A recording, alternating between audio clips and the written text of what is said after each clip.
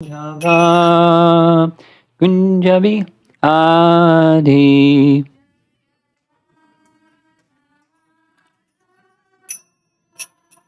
Kunjabi Jaya Radha Madhava Kunjabi Hari Jaya Radha Madhava Kunjabi Hari Gopijana Vallabha Girivardhari Gopijana Vallabha Girivardhari Gopijana Vallabha Girivardhari Gopijana Vallabha Girivardhari Jasodanandana Brajajana Ranjana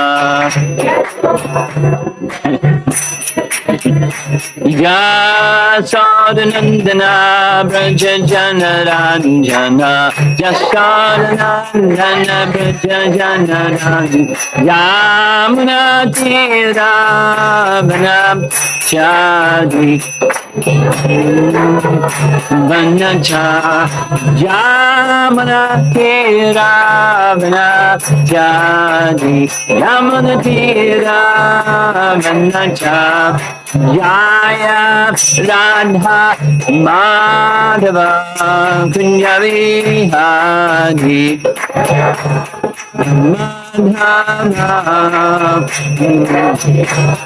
Jaya Radha Madhava Kunjabi Hadi Radha Madhava Kunjabi Hadi Gopijana Vallabha Girivardhari Gopijana Vallabha Girivardhari Gopijana Vallabha Girivardhari Gopijana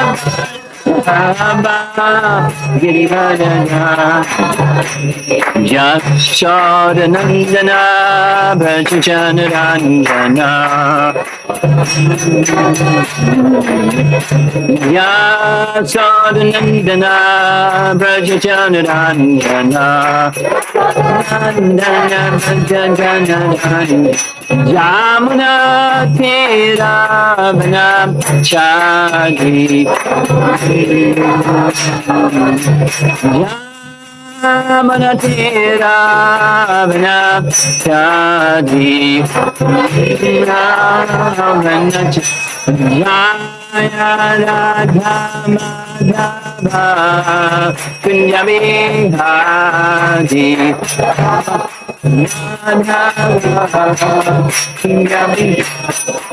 Jaya Radha Madhava Kunjabi Hadi Madhava Kunjabi Hadi Jayo Vishnupad Paramahansa Parivajagacharya Astatara Sisi Madhus Divine Grace Sisi Bhakti Vedanta Swami Srila Prabhupada Ki Gaura Premanandi.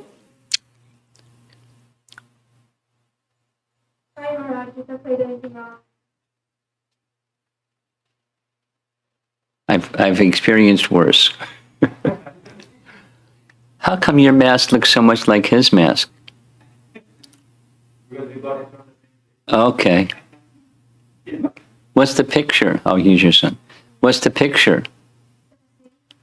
On the mask, what shows, is it a skyline of some city or something? Atlanta downtown. Do you feel like part of Atlanta, huh?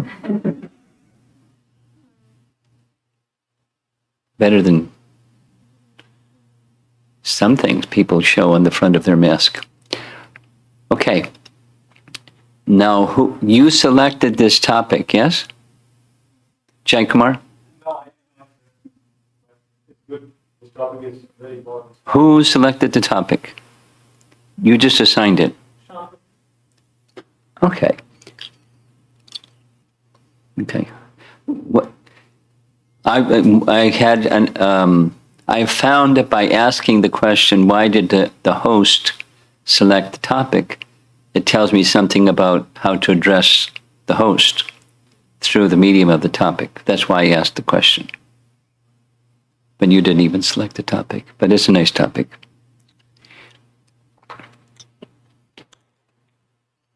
Let me start with just a little something personal or anecdotal. I started practicing Krishna consciousness in 1970. So I've been practicing Krishna consciousness now for 52 years, full time. And some years ago, I was in Washington at the Atonement temple, and Nutma and Rukmini, his good wife. Some of you ladies may know Rukmini. If you don't, you get to know her. She's fantastic. She joined when she was 17, and et cetera, et cetera. She's a celebrity in the ladies' circle. And during the questions and answers, in the mix of everything else, she raised her hand and said, "Could you share with us what has kept you going for all these years in Krishna consciousness?" And I'd never been asked that question before, but a very instant response came. And there's two main things: gratitude and Srimad Bhagavatam. And there's a story behind the gratitude, but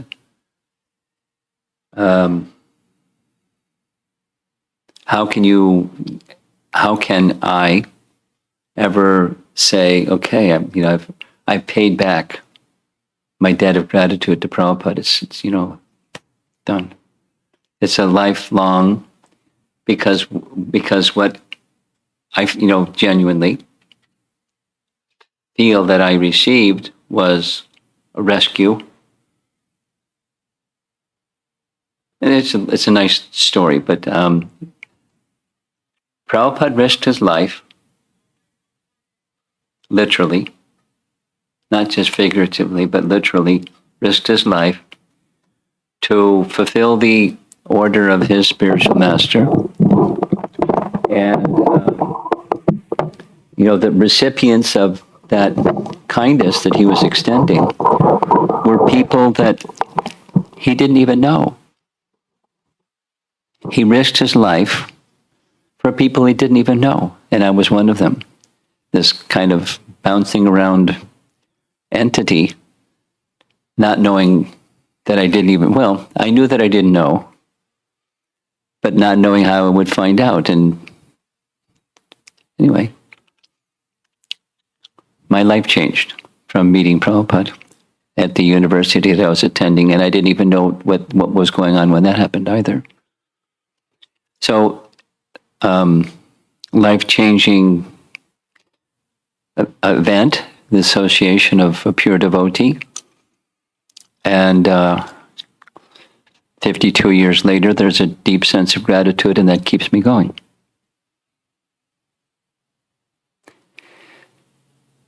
And I'll also, I confess, I love Srimad Bhagavatam. I have found that Bhagavatam has also completely changed my life. It's not changed the world around me as much as how I experience the world around me. This Srimad Bhagavatam, very powerful literature. And so now our topic of gratitude. Specifically, as you see from the illustrations up in the upper right-hand corner, that's a COVID, whatever it's called, entity, the virus. Over in the upper left, that's some hurricane heading for the Gulf of Mexico, smashing in somewhere in the Gulf region. And then the lower left, that's another COVID diagram. And the fingers are showing that one towards the middle of the image, that's the perplexed person. And then there's two persons that are observing the perplexed person. You can say the person that's passing through some difficult time. And one is offering prayer and the other is like, what's he going to do next kind of thing, look expression. And during one presentation of this, somebody wanted me to also touch on why are people suffering in mass, like large scale suffering or difficulties. So I put together a little document, which Rishabhanu is going to send me a text message to remind me to send him a document that gives a listing of disasters that happened for several hundred years and the numbers of people that lost their lives during different disasters. And it reoccurs, not just currently. And if it's not this, it's something, and it's something, and it's something in different parts of the world at different times. So it's not a pleasant answer, but one simple answer is, it's the fruit of our past activities coming, whether it's individually or collectively. And here's a little nice illustration of a karma timeline. So there's chunks of time in somebody's life or several lifetimes, shorter lives, longer lives. And those circles, that's, the start of some karma, and then when that karma fructifies. And karma can fructify quickly, within the very next lifetime, or it can span over a longer lifetime or multiple lifetimes. And we don't know exactly the origin of something that's back there in time that's causing an individual or large numbers of individuals to have to undergo some difficulty. But it's reaping the fruit of our free will choices misapplied. And there's a long history of misapplication of our free will. That's why we're here. So there's a conventional sense of gratitude taken directly from a dictionary type of definition. Gratitude is the readiness to show appreciation for and to return kindness. So the essence is some kindness, and then show appreciation for and return that kindness.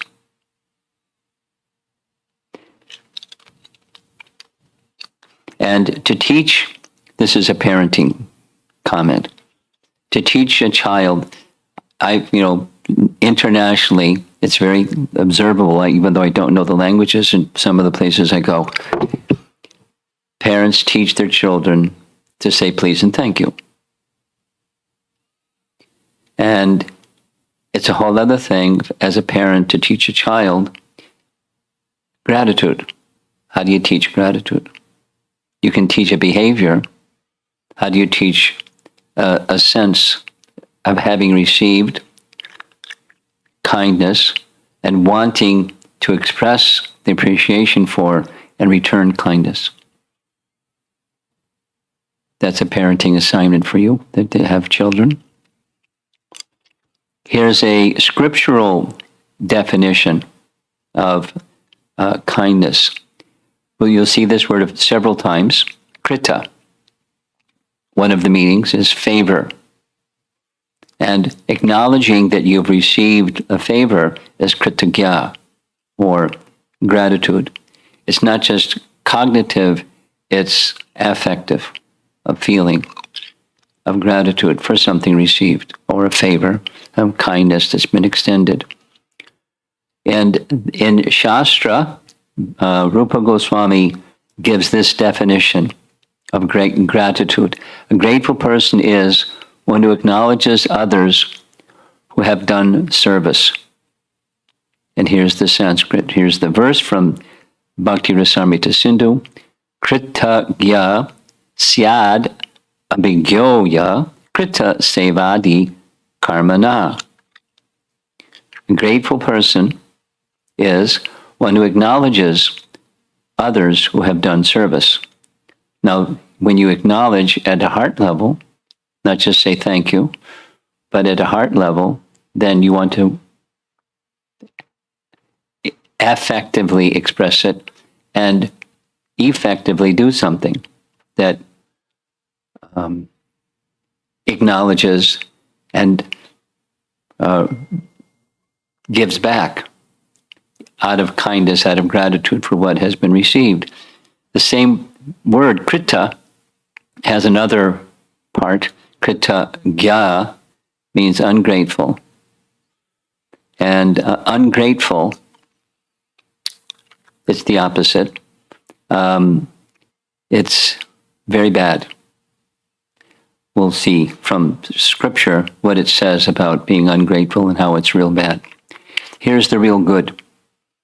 There's a verse in Ramayana. There's this word krita again. Krita or kritecha.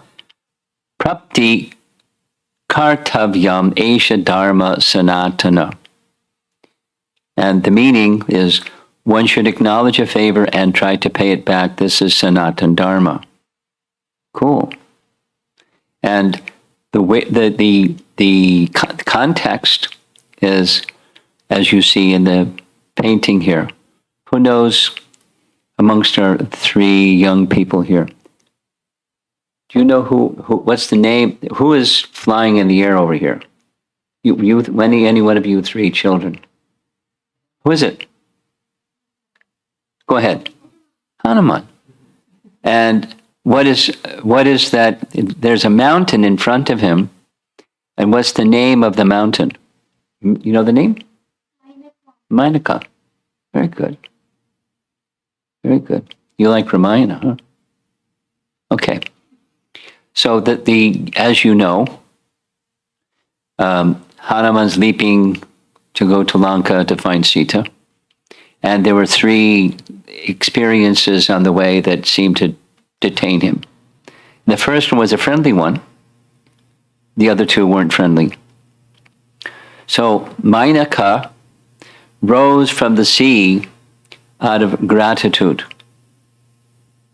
And it's Mainaka that expressed this phrase.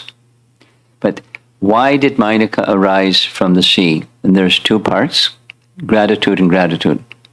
One of them was that the sea god was formerly, just read it, was formerly rendered a service by Ram's ancestor Sagara. Sagara was very helpful when the sons of Sagara were searching for the missing horse for the Ashwamedha Yajna. They couldn't find it and couldn't find it. He sent them back, find it. So they started digging the earth, and they were digging the earth and digging the earth and expanded the ocean, and then it filled up. But then later, Agastya Rishi became angry at the ocean and started drying it up. But Sagar then filled it up again, according to Ramayana. I'm unaware of the details of how that happened, but the ocean personified was feeling grateful to Lord Ramachandra because his ancestor did a favor, krita. And so the ocean god, went to Mainaka and said, can you help? And can you assist Hanuman crossing the sea? Sure. So he rose from the sea with the intent of doing some service. But he was grateful. Mainaka was grateful. Do you know the reason? Do you remember? And this young boy, I'm asking, do you remember the reason? Because Lord Ram and sister helped you. Vayu, the father of Hanuman, helped Mainaka. How did the father of Hanuman, named Vayu, the wind god, how did he help Mainaka? Here's the answer. Pay attention. Listen. Indra was wanting to stop mountains from flying because there was a time when mountains had wings and they could fly. He didn't like it. So he started using his thunderbolt weapon to break their wings. Mainaka took shelter of the wind god. The wind god Vayu submerged him in the ocean so he didn't have to lose his wings. And so Mainaka was really happy to do some service for Hanuman because he was feeling gratitude, because he had received some, and it was his father. And for the ocean, it was for an ancestor of Ram, and Hanuman was on a mission for Ram. So Mainaka said, Kritecha prapti kartavyam esha dharma sanatana. Pretty strong. Sanatan Dharma, the essence of Sanatan Dharma, according to Valmiki Ramayana, is acknowledging a favor and trying to pay it back. The essence of Sanatan Dharma. Nice. Here's the second reason. Now, here's the opposite. What's the opposite? Ungrateful. And something that was spoken by Lakshmana about Sugriva. Maybe you don't recognize, but he's a monkey with a crown, so that means he's Sugriva. And Sugriva made a pact of friendship. Ram assisted Sugriva, Krita. And there was a pledge that after the rainy season, Sugriva would then assist Ram to find Sita, so he could regain Sita. And the rainy season had passed, and Ram was upset, feeling very sorrowful feelings that of missing Sita, but also feeling some disturbance that Sugriva was neglecting his word. He received a favor, and he wasn't obliging the favor. Instead, he was doing what he was doing. So Lakshman very happily took his bow, ready to let him have it. Ram said, don't let him have it. Speak nicely. But remind him that he has this favor to perform. So when he got to see Sugriva, here's what Lakshman said. Quoting Lord Brahma, who became angry upon seeing an ungrateful person. The word for atonement is nishkriti. Atonements have been prescribed as beneficial, vihita. You see, nishkritir vihita. For one who kills a Brahmin, brahmagni, or one who drinks liquor, sa rupe, or one who commits theft, chora. You know Krishna's name that has the word chora in it? It starts with an M. Yeah. And what does makan chor mean? Yeah. Makan chor. Stealer of butter. Butter thief. But for an ordinary person, chora is sinful, not glorified. But there's atonement for the one who steals and one who violates a sacred vow. Bragna, making a vow and breaking the vow. Violates a sacred vow. There's atonement for all of those there. But nasti nishkriti. There's no atonement for one who is a kritagya, ungrateful person. Bad. Bad. Don't be ungrateful. Be grateful. Being grateful is the essence of Dharma and Sanatan Dharma, and ungrateful is there's no atonement for it. Now I'm just going to give a couple more examples. There's many, but I like this one in particular from Brihat Bhagavatamrita. There we see on the left an image of the spiritual master of Gopal Kamar giving him mantra, and because of his gratitude, kritagya, he continued through all different experiences of life to stay steadfast. And why? For fear of being ungrateful, I never gave up my japa. That's Gopi's translation of the verse. And the commentary or translation says, or purport, Without having bothered to receive the mantra's benefits, how could he properly acknowledge them? Now, this is something that definitely, absolutely definitely, we're not likely to cross a mountain and have Mainaka come out of across the ocean, and Mainaka come up. But we have mantra, and it's a powerful, keeps you going, not just like numerical chanting, but qualitative chanting. Qualitative chanting means experiencing the fullness of the benefits of the mantra. And he continued because he didn't want to have that feeling of being ungrateful. Because how could he properly be grateful without experiencing it? The fullness of the benefit.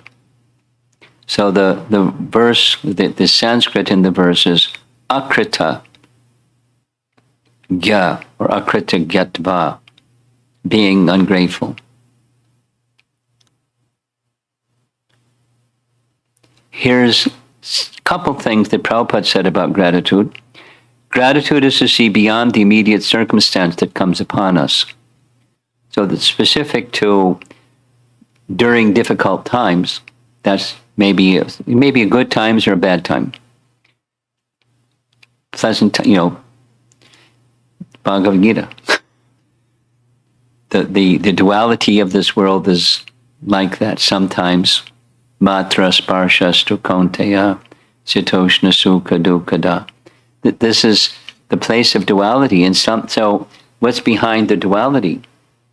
When good times come, what's behind? When difficult times, what's behind? Gratitude is to see beyond the immediate circumstance that comes upon us. Here's another. If you think that the art is beautiful, you should see the artist. This is just the spark of his beauty. I remember summer of 1970. It's like it's still there, my memory bank. Prabhupada was asked by one of the devotees, is it okay to appreciate a beautiful sunset or the beauty of a rose? That was the specific question. And the fragrance of the rose. And Prabhupada said, yes, of course. And when you're doing that, appreciate how wonderful is my Krishna. What's behind? So we don't negate the experiences of this world. We see them in relation to Krishna. That's the cultivation requirement. And then there's gratitude. And now what about difficult times? Well, gratitude is there for different reasons when difficult times come. I mean, devotees have different ways of processing. Some of them are a little, not right on. Well, I got some difficulty because of my bad karma. But Scripture tells us, when you engage in devotional service, karma is dissolved. So what is it that's coming if it's not karma? Then there's two scriptural understandings that you can take shelter of. It's a token reminder of something. Prabhupada saying you get a scratch on your hand instead of a broken arm. Minimize, it's just token, or like you might say to your child.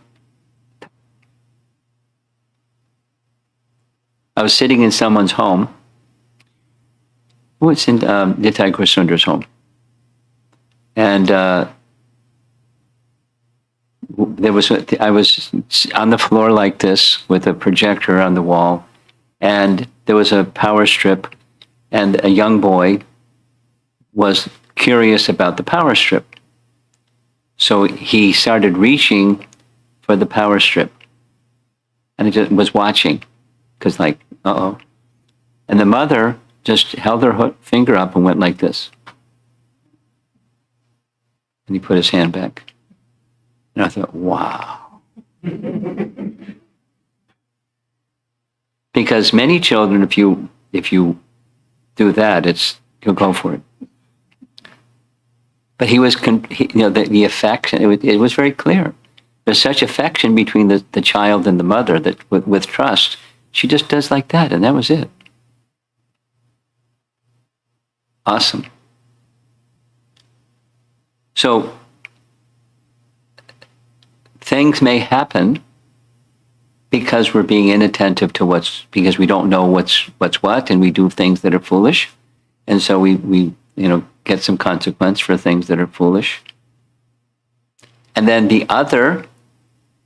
one of my very clear understandings about why bad things happen to devotees, not just good people, but specifically devotees, is text 61 from Brahma Samhita. Yastvindra gopama devendra mahosva karma bandhana rupa padabhajana mato noti karmadi nirdahita kintucha bhakti bhajam. For those who are not devotees, it's karma. From the Indra Gopa to Indra, down, up and down. Their karma. For devotees, it's a different rule. Because it's not karma anymore. What is it? It's Krishna uprooting from the very core the tendency to be involved in material activity. Uprooting the very tendency to be a fruitive enjoyer. Krishna uproots his kindness for the devotee. Through the agency of his internal potency, he's taking us away from that allure. No, it doesn't feel good when we're going through difficulty, by definition. But a transcendentalist, even though they feel it doesn't feel good, they're happy, which sounds like a contradiction. They're feeling the happiness is the gratitude by knowing what's behind. Yes? What's behind this one? What's behind the immediate circumstance? Krishna's being kind, and there's great gratitude. Not the difficulty. Somebody speaks something harsh. Oh, thank you for speaking something harsh. But there's something behind it. Krishna's helping us in different ways because he wants us to come to him, but we have this attachment for being an enjoyer over here. Strong. So, not karma. And where do we how can something that will help us develop that quality, aside from being in association with people that have that quality, is to see that quality is even there in Krishna. There's a nice example I like. When Akrura took Krishna from Vrindavan to Mathura, at some point, Krishna made a promise to Akrura, because he knew what's up. Krishna knew, and Akrura knew that Krishna knew. So Krishna said to Akrura, after I finish Kamsa, I'll come visit you. Because Akrura lived in Mathura. So after he finished Kamsa, and he did a whole bunch of other things, he released Vasudeva and Devaki, and Ugrasena got installed on the throne, and he got his Upanayana, and he went off to Sandipani Muni's school for 2 months. And when he came back, he fulfilled 2 promises, Kubja and Akrura. And he visited the home of Akrura. So when he visited the home of Akrura, Akrura speaks about Krishna's quality as being grateful. The Supreme Lord Krishna is grateful. What learned person would approach anyone but you for shelter when you are the affectionate, grateful, and truthful well-wisher? He kept his word, but the grateful part, in the Sanskrit is the same kritagya, was, Prabhupada explains, no, not Prabhupada, it's the BBT purport, the Lord is kritagya, or grateful for whatever little worship a devotee offers, even if the devotee forgets. The Lord does not. Your little Prabhupada story is memorable. summer 19, what was it?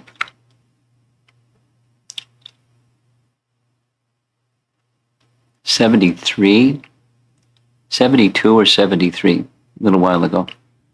Prabhupada's on the Vyasa-san. It's a hot summer. It gets hot in New York too. Not as hot as this place, but it gets hot. It was really hot. It was in July. And, so the windows were open and stuff, fans going. Prabhupada said that Krishna is never ungrateful. And he did one of these, his voice increased in volume and vibration. If you do the slightest service for Krishna, if you visit the temple and you even turn one screw, Krishna will acknowledge it and he'll never forget. Everyone, Jai Prabhupada. And it's true. It's just his nature. He's grateful. And for us to be connected to Krishna, we also need to be grateful. Now, there's different things we can be grateful for. That whatever it is, here's one. I don't know if it's true or not, but there was a story floating around in the beginning of the pandemic period, where in Italy, there's lots of old people, and the old people were being attacked first by the COVID virus. And there was an elderly Italian man that survived. And at the end, there's an article, the doctor gave him a bill for the ventilator. And the man started to cry. And the doctor said, well, it's okay, the bill's not that big. It's big, but, you should be able to cover it, and people will help you if you can't. And he kept crying, and he said, it's not that. He said, the ventilator, I can cover the bill. The ventilator was for a few days. But my whole life, how do I pay back God for the air to breathe? Because when you lose the capacity to breathe, you feel grateful that you can breathe. So the experience of not being able to breathe tells you something about being grateful for what you have, because it's really easy to get complacent and just take for granted all kinds of stuff. Just like, kids in a family take for granted, and the parents are sacrificing left and right and sideways, and just take it for granted. So how do you, same question, how do you teach children gratitude? You can't give it unless you have it. So here's something I really like. I hope you'll like it too. This is a little audio of Srila Prabhupada expressing his gratitude to Bhaktisiddhanta. In this way, gradually, I began attached to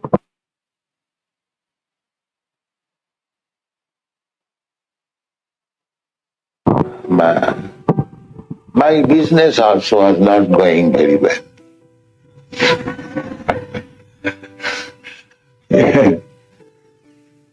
Krishna says, the sahon grindami hrisitaddhamam. But if somebody wants to be actually devotee of Krishna, at the same time keeps his material attachment, then Krishna's business is he takes out everything material, so that same person he becomes, dependent on Krishna. So that actually happened to my life. I was obliged to come to this movement, to take up this very seriously. And I was dreaming that Bhaktisiddhanta Saraswati Thakur is calling me. Please come out with me.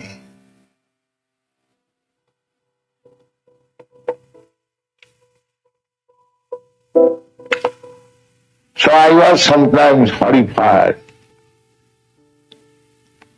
What is this? I have to give up my family life. Bhaktisiddhanta Saraswati Thakur is calling me. I have to take sannyas.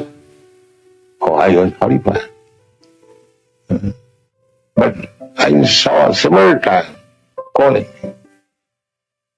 Anyway, it is by His grace I was forced to give up my family life and so-called business life. And He brought me somewhere or other in preaching His gospel. So, this is a memorable day. What He deserved. I am trying a little bit, and you are helping me. So I have to thank you more. You are actually representative of my Guru Maharaj.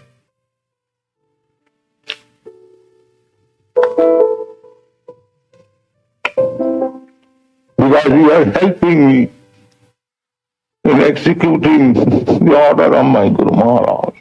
Thank you very much. Very moving, huh?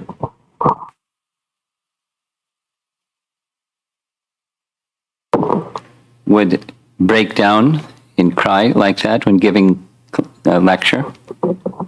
But that we can know that was in his heart all the time, in different stages and forms of manifestation. That same gratitude, which, if we're feeling that same sense of gratitude or something similar to our own version of the feelings of gratitude for what it is that we have received, then when that gratitude is there, a phrase that I've learned, not from scripture, but just life, is gratitude is the seed of love. And when you're feeling that gratitude, anything's possible, or there's nothing impossible. Moved by gratitude.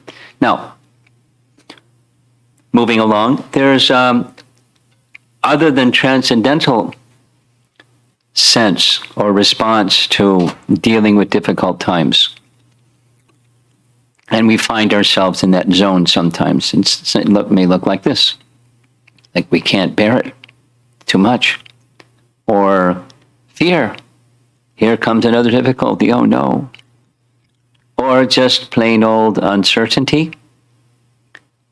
I like this image. The word uncertainty is, I put it there, but I found the image on the internet, just searching for uncertainty. And it reminds me of what we just passed through. I'm sure that the historians and sociology people are going to mark what went on in the world, in America, but in the world with this pandemic. And even right now, because of the COVID variant, there's a lot of uncertainty, and left and right. In some places more than others, but certain uncertainty. The image to me shows, here's this young boy going through some unknown place. There's some light in there, there's also shadow in there, and there's like abundant uncertainty. And that image that's on the back of his backpack is the image of uncertainty. And yet we have to proceed. And in the world in which we live, the whole world in which we live is exacerbated by the nature of the world in which we lived. According to the words of Krishna in Bhagavad Gita, by design, it's a place that's filled with suffering, filled with misery, and temporary. Dukkalayam ashashvatam. Doesn't help the uncertainty factor, because whichever way you turn, it's uncertain. And you know for sure it's temporary and it's a place of misery, certified by the creator of the place. And then each of the steps we take, the Bhagavatam gives us further, padam padam yadvi padam. There's danger at every step. So it doesn't help the uncertainty or the difficult times factor. Still, we have to navigate our lives. Then, on top of it all, according to the Bhagavatam, the greatest of all misfortune is what? It's turning our attention away from Krishna. And here we are, in the place of difficulty and temporary. The verse, when the living entity thus turns away from the Supreme Lord, he also forgets his own constitutional position as a servant of the Lord. This bewildering, fearful condition is effected by the potency for illusion called Maya. That's the greatest misfortune. It's the misfortune of all misfortunes. I like the image. The one on the left is people going through some arch there over into a place where there's light. And over on the right is night, and that person carrying the scepter over his shoulder, that's death. And it's a place of life and death. And that's the place. And here we are. And now what to do? So one thing we can do, for sure, this is a phrase that's spoken by Brahma as Namanta Eva, pay obeisances to the Supreme Personality of Godhead. Ajita, the unconquerable. We take shelter of the unconquerable and we're safe. Here's an image of Brahma offering this prayer. You can say it with me. I'm sure many of you know the prayer. Gyane prayasam udapasya namanta eva Jivanti sanmukaritam bhavadiyavartam Staneshta takshutikatam tanuvan manobhir Ye prayaso jita jito pyasitais trilokyam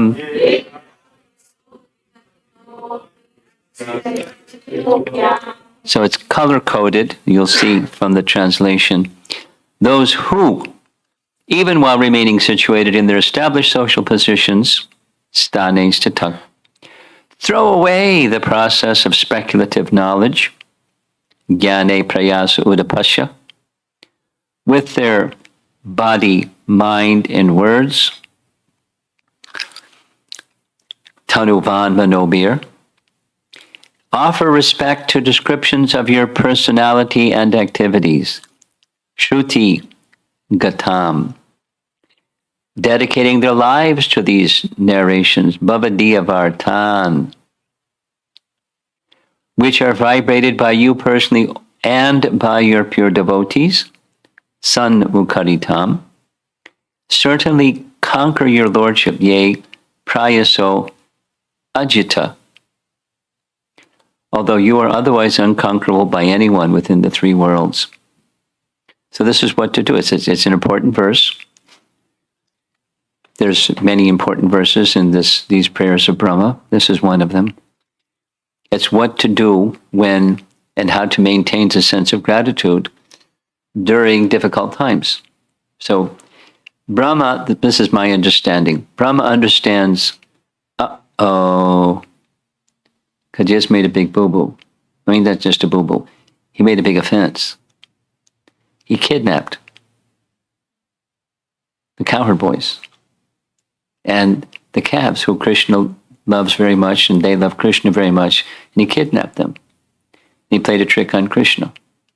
And he interrupted his pastimes. I mean, triple bad. So he's going to get it.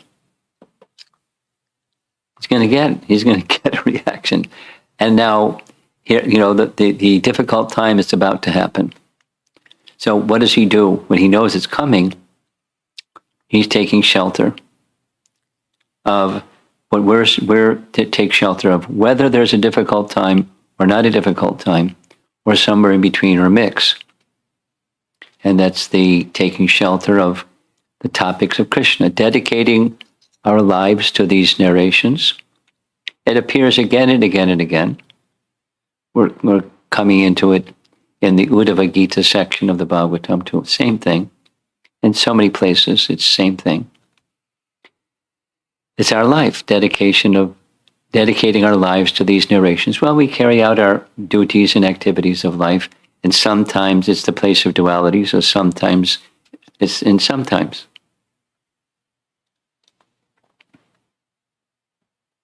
when I was coming from the airport, I noticed everything's been green. And I asked, he said, yeah, it's been lots of rain. So, better than California. So here's lots of rain, and there it's lots of drought, and then fire. And so whether it's this or that, dukkhalayam shashvata. So here we are, place of misery. That's whatever it is, it's temporary, and the happiness is temporary, and make the best use, and carry out the duties of life in the best way we can, responsibly, and feel connected to Krishna by our service, and inspired by hearing about Krishna in the association of devotees. And the result is the consciousness becomes cleared and a spiritual joy awakens. And when that spiritual joy awakens, even in the midst of duality, there's contentment. It's not easy to feel contented in the midst of duality. But that's the principle of bhakti life. It's a principle of higher consciousness life. It's a principle of God consciousness. So I selected this image because it says the same thing. It's a barren street and a sidewalk that looks like deserted and desolate. Doesn't look, inviting and lovely. But right there in the middle is this pansy, whatever that flower is. Whether it's growing or somebody stuck it there or something, in the midst of duality, there's this nice flower. And spiritual consciousness can be like that, or feeling gratitude can be like that. And when that sense of gratitude is there, the connection with Krishna is there. Here's a little lesson. Sometimes, more than sometimes, quite often, devotees will come and ask, here's a situation, what should I do? Sannyasis, you probably also receive it a lot. Here's a situation, what do I do? And so there are different ways of responding to a question like that, but one of the ways is, here's a list of things you can do. And then eliminate some of them, and here's some remaining, and which one are you attracted to? Okay, I'll support you doing that. Or it's just, have you thought of this one? Oh, I like that. And then, so then this individual that says, I've got this difficulty, what should I do? They get into the kartaham mood, which means you forget the person, you forget you forget the whole spiritual connection program, and you just run off and do the thing, because that's the conditioning that we have, karta aham. And then down the road, they realize, I'm not feeling good. And because they've forgotten the instructor and the instruction and the Krishna connection because of the doership mentality. So how do we have relationships with devotees where we don't fall into that? Well, we will fall into it a lot until we become a little awake in spiritual life, and then we won't forget that sense of gratitude because we receive something that's been of value, and we keep that connection. And we want to reciprocate with that gift that we have received and the person who has given the gift. Both.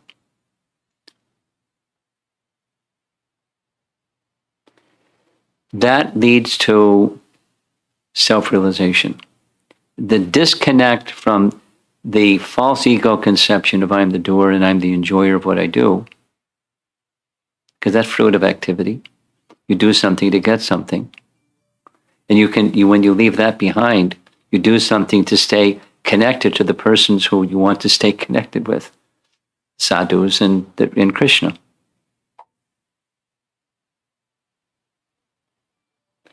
That's self-realization. And self-realization means that's Brahmabhuta.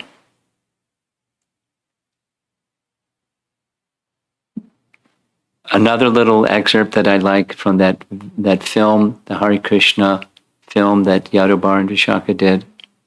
Saw it many times. Now available online. You know. So that scene where there is just Prabhupada and it looks like a TV person because it's it's a film. It's not just a recording. And the interviewer is saying something like this: Swamiji, you came to America some time ago. You must have a message for the people in the Western countries. What's that message? I mean, the door's open. Prabhupada could have said anything. He said, know yourself. And the man was, oh, know yourself. Prabhupada said it again. Know yourself. So simple. Too simple for, somebody expected something more complicated. But you take that know yourself and unpack it, and it's a lot.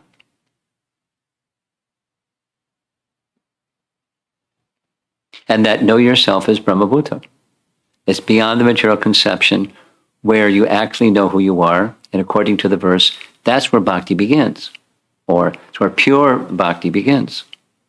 Pure bhakti is knowing who you are, and that connection is there through the medium of gratitude. And when that knowledge of who you are, then there's this spiritual joy or prasanatma, neither hankering nor lamenting, whether it's good times or bad times, or wishing the good times and the bad times go away. Samak sarveshu bhuteshu mad bhaktim labhate param. So that's the message. The last slide is this one.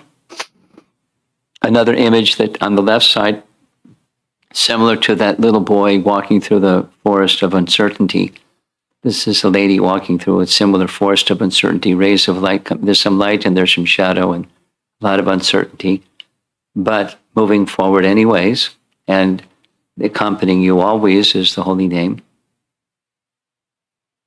And, the persons who you are connected with in your spiritual life, and in an ongoing way, others, the larger spiritual family will also connect you with other personalities who are wonderful representatives of Krishna.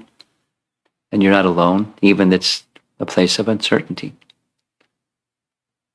And it's a sense of gratitude, a sense of connection, safety, protection, ultimate well-being, and the Hare Krishna mantra. So that's it for this topic. We've gone for a whole hour. Let's see if there's some discussion. Yeah. How is this beautiful description of this beautiful quality of gratitude? The way it's being defined, it seems like it's coming from deep within. Yeah. So, Yeah. for those who are not Krishna conscious, but they're grateful, they have serious gratitude, like sincere gratitude. The definition that you just gave. Would there be a chance for them to actually, just because of that quality, connect closer to Krishna? Yeah. Would you mind to elaborate on that? Sure. They can also just be stuck in the gratitude space, mode of goodness. So gratitude that you described, it's a good quality. And those who are more situated in the mode of goodness than the rest of the population, there's a contentment from that feeling of gratitude. And it's like dry wood is easier to ignite than wet wood. So there's an opportunity, that person in contact with genuine bhakti ignites. They become bhakti-ized. And I've seen there is they're reluctant because they like their mode of goodness space. You probably encountered the same. So But the opportunity is good. It's an advantage. It's an opportunity. Mode of goodness is an advantage, because some people, it takes making the wet wood into dry wood before they can ignite, and that takes some time, and some heat. Quality alone will not lead them. Bhakti leads to Krishna, not the quality alone. The quality may help them say yes to Krishna when the opportunity comes. And on the other hand, the other hand is someone may be very comfortable and not wanting to let go of that which makes them feel comfortable, until the comfortable starts to shift, because everything is temporary. So would you say, Maharaj, There's some remote people we want them to hear too. could we say that the word kritagya is a divine quality of the soul? Yes. And if it is the divine quality of the soul, then why is this quality practiced in its highest level not lead someone to Krishna? Because it's not on the highest level. It's covered, just as bodies and minds cover the soul, and so they're filters, and according to the modes of nature, there's different filters, bodies and minds. It's filtered. It's not pure. It's not the unalloyed quality. Bhakti leads to bhakti. You know that. So it's a person that's in the mode of goodness doesn't awaken bhakti without contact with bhakti. Dry wood doesn't ignite. It has to come in contact with fire, or something that has igniting capacity, like, lightning bolt or something.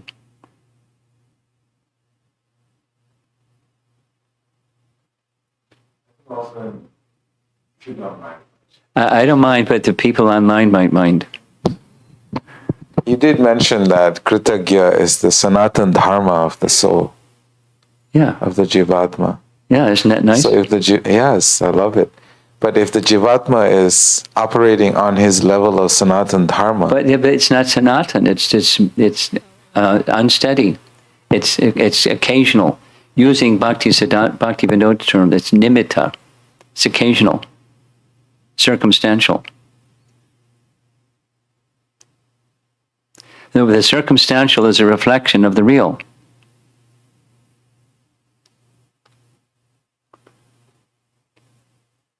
Others? Did you like the Ramayan story? Yeah.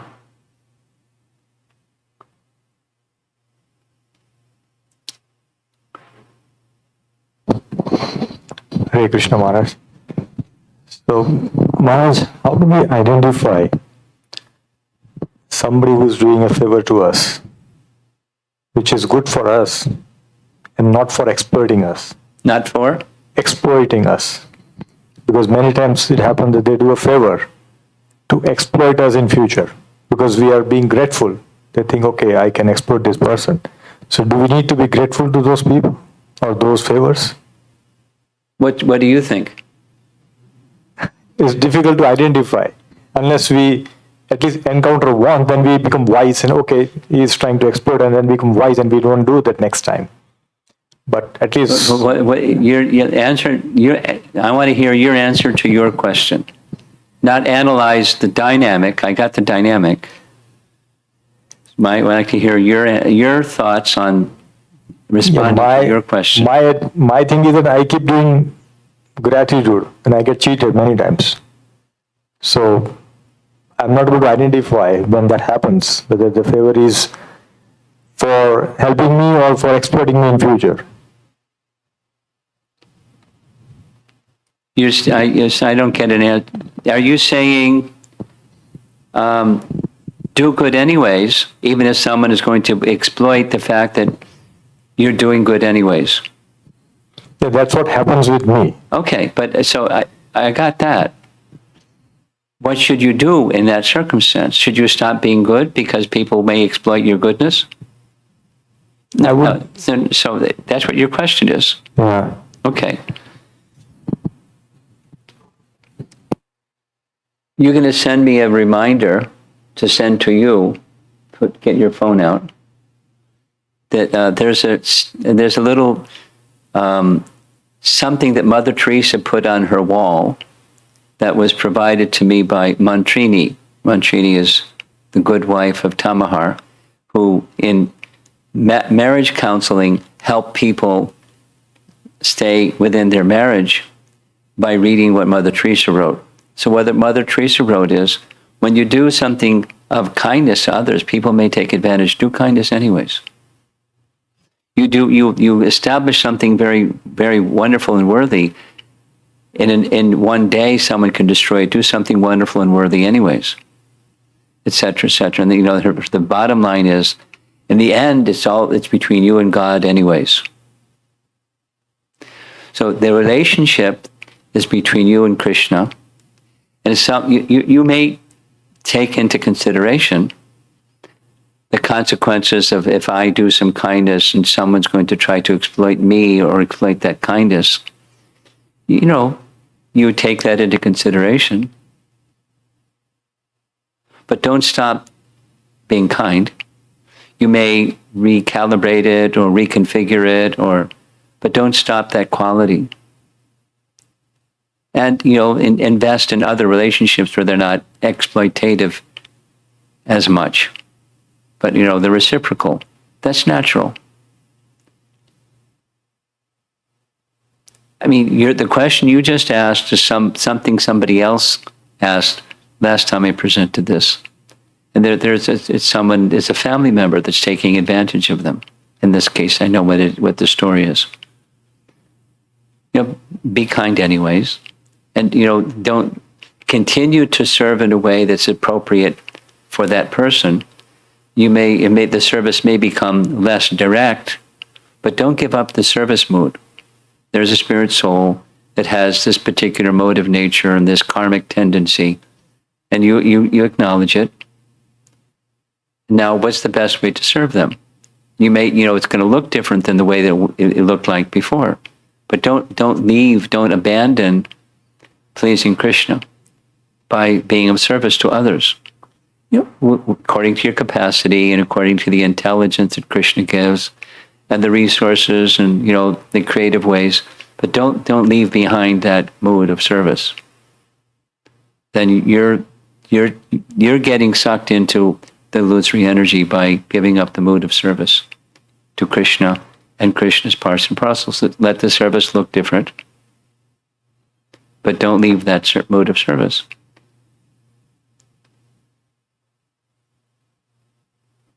And there's different ways of doing that. There's different creative ways of doing that. But don't depart from the mood of pleasing Krishna and by assisting his part and parcel living entities in a way that's appropriate. So your intelligence still is turned on, and your mood of service is turned on, and you're wishing to please Krishna, that's full blast. And you just, modify how you do what you do or say what you say or things, but don't leave behind the mood of service somehow. And even they may wish to exploit. It's not going to change by your, turning a cold shoulder to that person or something. How can you be of service? And even if you don't have an answer to that question, keep asking the question.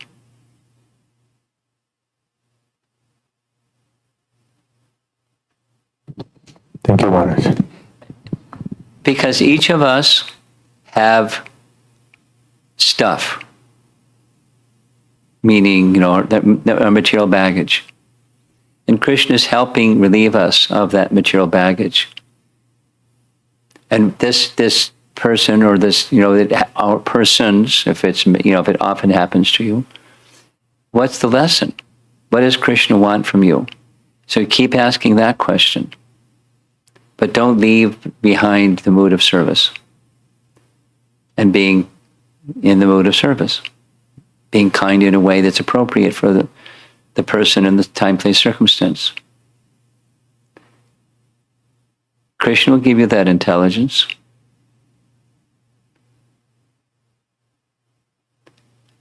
And it's for him. This is Mother Teresa's thing. And the final analysis is not between you and them anyways, it's between you and God.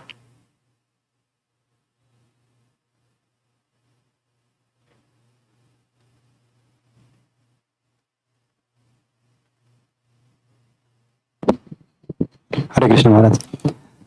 Maharaj, I can tell who the family members are with your masks. yeah. Go ahead. Yes, Maharaj. So, I think many wonderful quotes and references were there. I liked two things mainly, where Prabhupada's quote were there, and then Prabhupada's that emotional speech, which we have heard multiple times, and it is always so amazing. Do me a favor. Yeah. Speak slowly. Okay, Maharaj. I mean, you don't have to repeat, but just going forward. Mm-hmm. Because sometimes people have a manners and they start speaking really fast and I can't follow what they're saying. And they know what they mean, but I can't follow what they're saying. Yes. Sure, Maharaj. Thank you. So one point was looking beyond in any circumstances, be it uncertainty or what. So looking beyond and appreciating that thing. Good. And then another, in Prabhupada's that audio clip, Prabhupada starts with, by Krishna's grace, my business was also not doing well. Yes. So personally, I see that when the situations are very comfortable, we can appreciate. Yes. But when the situations are not comfortable as per our analysis, then we find it difficult to appreciate that. Yes. So that quality of appreciating and finding His grace in that situation, it's a noble quality. And those that have faith, their faith is tested and strengthened when they have faith. When Prabhupada was when things were falling apart, it probably wasn't comfortable. And he heard the verse. I mean, when we hear such a verse, we may think, well, I know what the verse is, but I'm so insignificant, and how does that apply to me? And we get into the doership.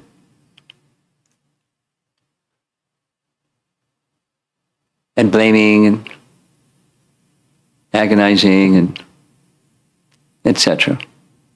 Go ahead. So you're making an observation. Thank you.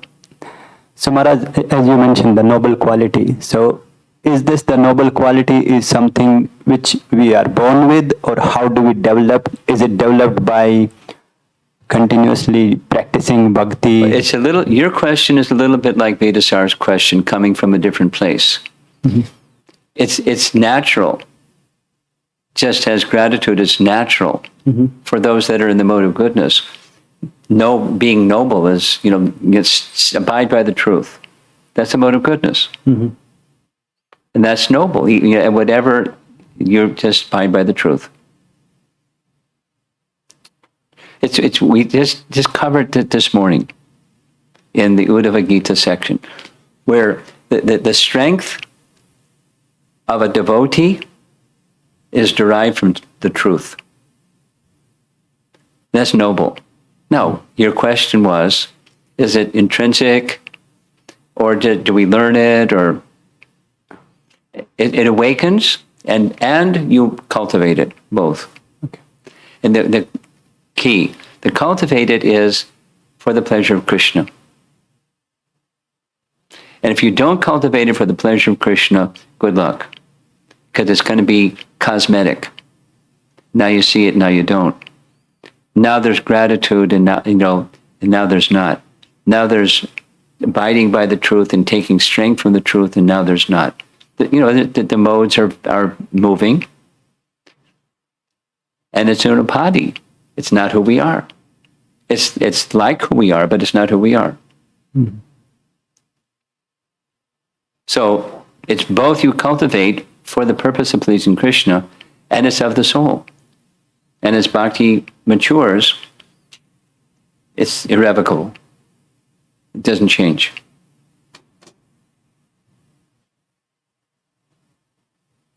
Thank you, Maharaj. Okay? Yes, Maharaj. Thank you. Hare Krishna.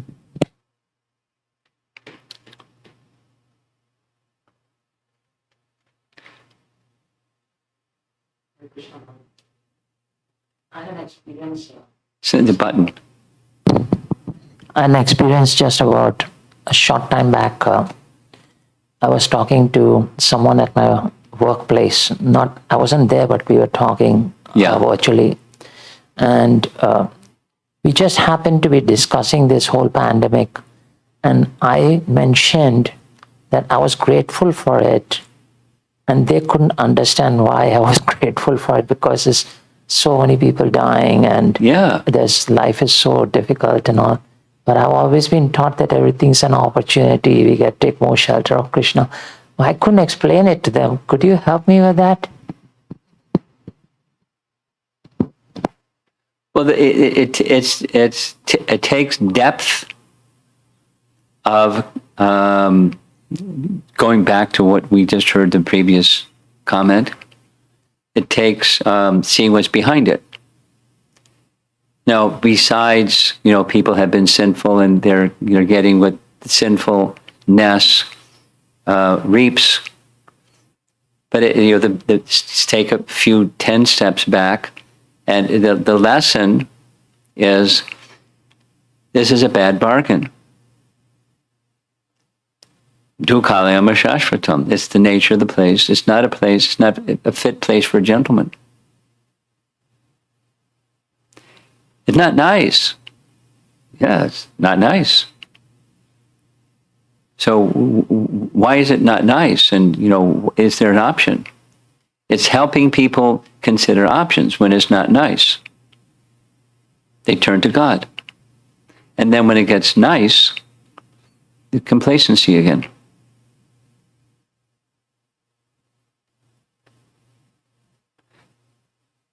And then it continues to be, back and forth routine. It looks like it's nice, and then it's not nice.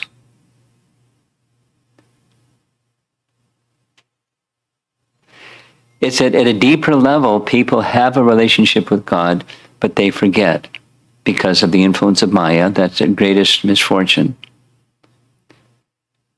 I'm thinking in response to your question, I was in the Midwest when 9/11 happened in New York City. So I didn't go to New York City for a month. Chandrasekhar Swami was there for the month, right after. And he went to Union Square Park, which is where the Harinam party now goes. But that place became a place where religious groups of all different backgrounds came and did their thing. So he just had a harmonium and a sign and just chanted.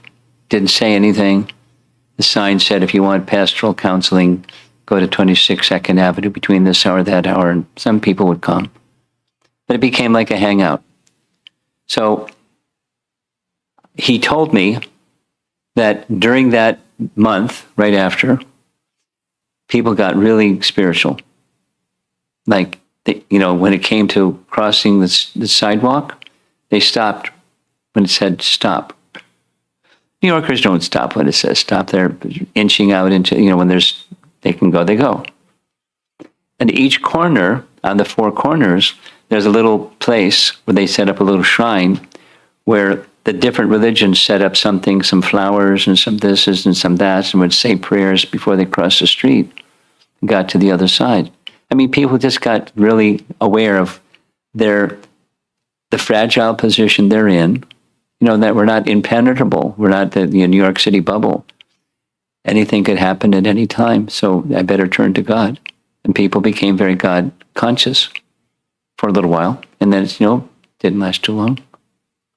Business as usual. So it's a reminder. This isn't a nice place. It's not meant for us. And that's one of the. There's others, but it's a really big gratitude. thank you for reminding us that this isn't a fit place for us. And there is an option, and let us take shelter of that option. Here's another. It's I don't know how you would answer your friend at work, because it depends on that person's mentality. But I remember in Mayapur, when Prabhupada was saying, he was predicting, if things continue this way, there will be a war between India and Pakistan, and America will take the side of Pakistan, and Russia will take the side of India, and there'll be a world war. And it was like, wow, Prabhupada's telling us there's going to be World War III. And so the devotees were saying, what do we do? What do we do? And should we get stockpile this and that and the other things? And Prabhupada was very disappointed that they were thinking like that. He said, during war, it's a great opportunity for preaching. So prepare yourself for preaching. And, life is an opportunity for preaching. So similarly, I recommend that for this friend, and maybe for others, that it's maybe not like a really pleasant topic to talk about, that's feel grateful that the pandemic has come, but things that are sensitive to people, and dig into it a little bit, and let them see the, as they say, the silver lining in the cloud. What is there about this thing that you're not so happy with that gives you an opportunity to come closer to God?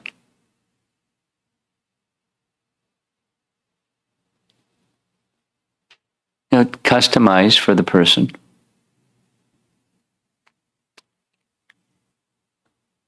For sure, the world has become more mindful of their dependence upon God, and calling upon God in prayer and so forth. So much more. Now, some persons are lost, and that's unfortunate. That's not, but temporary. Do we have anything online? Yes. Let's do online next. Our online people feel neglected if we don't involve. This question is from Radha Ballabadas. In Srimad Bhagavatam, we observe devotees express deep gratitude through prayers to lordships, even in challenging circumstances. Even what? Even in challenging circumstances. Yeah. So, do these devotees experience internal abundance in spite of external challenging situation? Well, experience is very subjective. So you can't say what their experience is. There's a whole spectrum of experience. We don't know. The next question is by Smita Mataji. What is the best way to express gratitude? The best way to express gratitude. The question reminds me of a question that the Radha Damodar party members asked Prabhupada when he came to Atlanta. What will be most pleasing to you? You know that one? You know that story? Okay. Radha Damodar buses all converged on Atlanta. And first morning class, Prabhupada gave the morning class. First question, Prabhupada, what will please you the most? He's going to say book distribution, right? Because it's the Radha Damodar party. That's not what he said. He said, what will please me the most if you become Krishna conscious? So the best way to please, the best way to express gratitude is become Krishna conscious. Because that's the gift that you've been given. And you'll become Krishna conscious. Or it's like what Gopal Kumar said about his continuing to chant. Because I want to experience the fullness of this gift that I've been giving. But how can I express gratitude for the fullness if I haven't experienced it? That's the best. The next question is by Sashimukhi Mataji. We know that life in this material world is temporary and that life has a lot of uncertainty. In spite of knowing this, we live in fear. So how do we overcome this? Not in spite of this, we live in fear. Due to this, we live in fear. And the answer to that question is found in the same verse that speaks about the fear. It's 1:237. No. Bhayam datriyam binibeshi takshat The second half of that verse expresses the remedy. The remedy is by the same remedy. Hearing transcendental sound vibrations in the company of elevated souls is the remedy. That forgetfulness and the consequent fear, forgetting who we are, forgetting everything, forgetting Krishna, it's the U-turn is by the association of devotees and hearing topics about Krishna and dedicating ourselves to him in service. That's the remedy. Another question by Ramya Mataji. This is regards to chanting. Which type of chanting is good, group or single? Both. She says, sometimes when we chant ourselves, it's easy to get distracted. But when we get distracted in group, it's easy to come out of the distraction by listening to other people chanting. Yeah, both are good.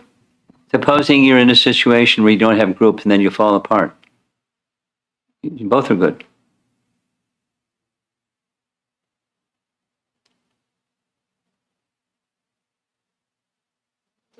Okay. Anything from the ladies' side? No. Okay. Srila Prabhupada ki jai.